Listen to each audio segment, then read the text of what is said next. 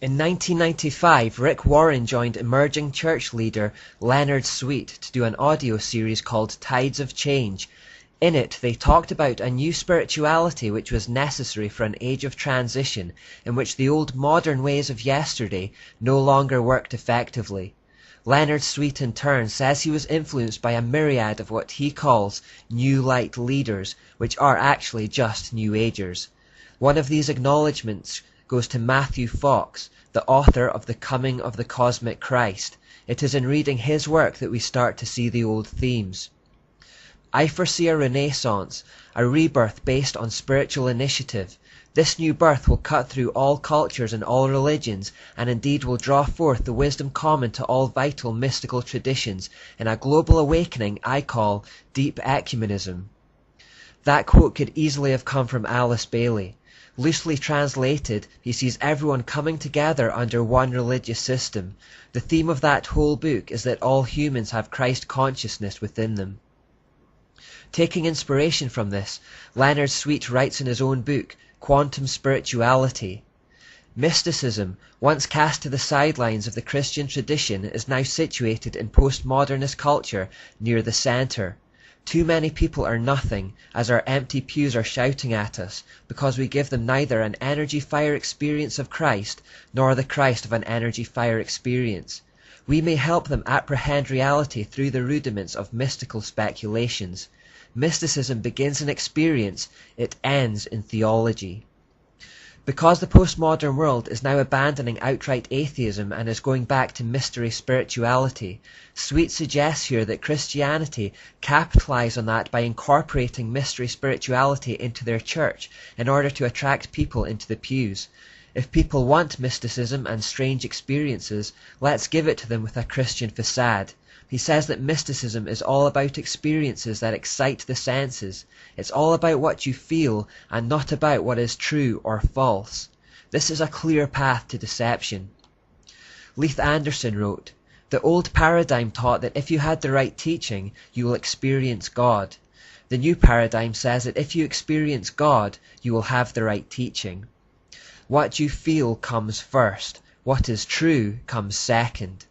Therefore, all Satan has to do is give them a strange experience, and they will not question its source. They will assume it has come from God and follow it. This easily leads to deception, as we have seen over and over throughout history how Satan is able to disguise himself as an angel of light and has inspired people to follow his paths by this method. In order to facilitate this process of exciting the senses and making people feel like they're having a God experience, emerging churches use multisensory worship, which is designed to bombard senses of sight, smell, touch, taste and hearing. This sensory overload makes you feel a certain way, even if it's done with smoke and mirrors, and therefore you are inclined to trust and absorb the teaching, however dark it may be. Speaking of darkness, one of the keys to emerging worship is creating an atmosphere of darkness. Emerging leader Dan Kimball writes, "In the emerging culture, darkness represents spirituality. We see this in Buddhist temples as well as Catholic and Orthodox churches. Darkness communicates that something serious is happening. You see, because they are part of a conversation and feel it's arrogant to claim Christianity is any better than another religion, they feel they have something to learn from things like Buddhist temples, and are therefore ready to incorporate elements of other religions into their own. Just as there isn't anything really new about the New Age at all, and it's just a regurgitation of ancient ideas, the same is true for the emerging church. They talk about a new way of doing things for the postmodern era, but it's really just incorporating old lies. They often use the term vintage Christianity, referring to the need to recover pagan elements of Catholicism that the Reformation removed. They may also use the term ancient future worship, which implies the same thing, rediscovering ancient Babylonian mystical ideas for the future. We've already heard Tony Campolo talking about the way he uses Catholic mysticism in his faith, when he said, "I learned about this way of having a born-again experience from reading the Catholic mystics, especially the spiritual exercises of Ignatius of Loyola. Like most Catholic mystics, he developed an intense desire to experience a oneness with God." We know that these spiritual exercises led to an encounter in the cave with a serpent, and his so-called secret knowledge had ugly consequences, to say the least. Campolo also said, "After the Reformation, we Protestants left behind much that was troubling about Roman Catholicism of the 15th century. I am convinced that we left too much behind. The methods of praying employed by the likes of Ignatius have become precious to me. With the help of some Catholic saints, my prayer life has deepened." So along with the rest of the emergent movement, he's saying, let's put aside our differences with Catholicism and undo the Reformation by merging Christianity with it. How quickly people forget. 1,000 years of dark ages culminating in the most atrocious wickedness from the Jesuits, and within just a few hundred years of them being exposed and driven out, modern day leaders are ready to get back into bed with the whole system. Our forefathers just a few generations back were ready to lay down their lives rather than accept such pagan pollution. Today, there are teachers who are readily accepted within Christian circles that are actively promoting a unification with Rome. Robert Weber, another emerging leader, agrees with this ecumenism when he says, "A goal for evangelicals in the postmodern world is to accept diversity as a historical reality, but to seek unity in the midst of it. This perspective will allow us to see Catholic, Orthodox, and Protestant churches as various forms of the one true church, all based on apostolic teaching and authority, finding common ground in the faith expressed by classical Christianity." Brian McLaren is in the same boat. Many Christian leaders started searching for a new approach under the banner of spiritual formation. This new search has led many of them back to Catholic contemplative practices and medieval monastic disciplines. This has coined the phrase new monasticism, and it is something many well-meaning Christians have been taken in by. You may have heard of something called boiler rooms, which are designed to be an outworking of new monasticism, whereby people maintain a continual rhythm of prayer.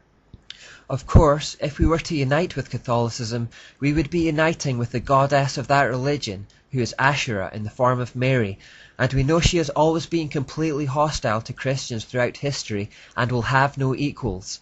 The Catholic Church has a program to evangelize the whole world, to bring people to Mary, and several Catholic authors have written books about where they see this plan heading. One such author is Thomas W. Petrisco, who wrote the book Mother of the Secret. From Eucharistic miracles to Marian apparitions, heaven has sought to illuminate and defend what was once the Church's greatest secret. Petrisco sees the Church's greatest secret becoming the cornerstone of a glorious new era. He states in his book, "Visionaries foretell that mankind will move from a secular, agnostic, practically atheistic realm into a world that basks in the reality of God and belief in the supernatural. The prophets say that mankind will then thrive on secure faith and confidence in this reality, for true peace will rule and the Church will reign supreme. Most notably, many Catholic visionaries insist that the world will at last come to deeply understand the power, the mercy, and the grace that is available in the miraculous presence of Jesus Christ in the sacrament of the Holy Eucharist." The Eucharist is the circular wafer representing the sun that is placed inside the crescent moon-shaped monstrance and actually represents Baal, not Jesus. And of course, he is only saying what the occultists like Albert Pike, Alice Bailey, and Helena Blavatsky have been saying for a long time. People will largely abandon atheism and go back to a new age of mystery spirituality. It's already happening. But the key point is that he believes that Mary, aka Asherah, will be key to all this. It is said that the triumph of the Immaculate Heart of Mary during our times will gloriously lead the world into a new era of peace. Ted and Maureen Flynn expand upon this idea in their book, The Thunder of Justice. As John the Baptist prepared the way for the first coming of Christ, Mary prepares the way for his second coming. Mary proclaims that a new world and era is upon us, and the triumph of her Immaculate Heart and the second Pentecost will usher in the reign of the Sacred Heart of Jesus. Occultists believe that the goddess is preparing the way for their Antichrist. Remember, Anton LaVey called this the Age of Lilith, and believed it began with the Cultural Revolution of the 1960s, so we're already over 50 years into it. According to the Flynns, the coming of this false Christ is very near, as they say they received a prophecy from the Blessed Mother saying, The glorious reign of Christ which will be established in our midst, and the second coming of Jesus into the world, is close at hand. Another Catholic, Dwight Longenecker, writes in The Road to Rome that, as we enter the third millennium, Catholicism, evangelicalism, and orthodoxy will continue to converge. Thomas Merton, a Catholic mystic who has been an inspiration to many in the emerging movement, sums up what many feel. We are already one, but we imagine that we are not, and what we have to recover is our original unity. The emerging church that embraces these ideas of ecumenism is trying to lead evangelical Christians back to Rome and the mysteries that course through its veins.